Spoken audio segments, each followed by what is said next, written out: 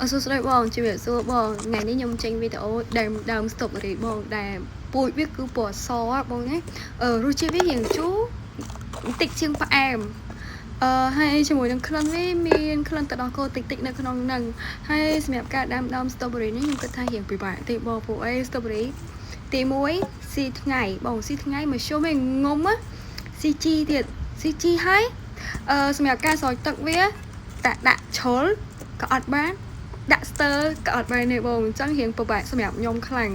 ហើយសម្រាប់ពូជពណ៌អសនេះបងនៅខ្មែរអត់មានលូកអី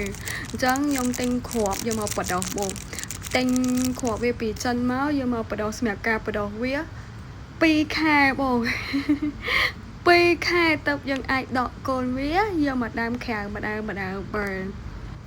ការជ្រើសដីគឺខ្ញុំរើសយកដីស្ថិដូងច្រើនជាងដីជីធម្មតាដោយសារតែដីស្ថិដូងវាច្រោះទឹកបានលឿន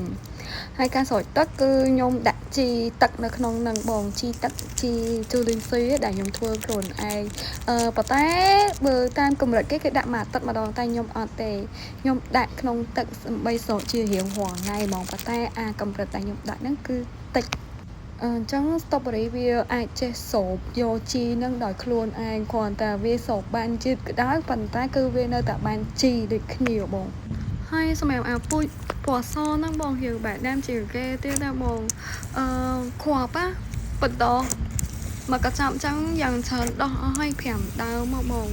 ហើយបើសិនជាពូជធម្មតាផ្សេងគេដោះបានច្រើនប៉ុន្តែនេះដូចជាពិបាកដោះបន្តិចចាំខ្ញុំអាប់ដេតវីដេអូក្រោយជូនបង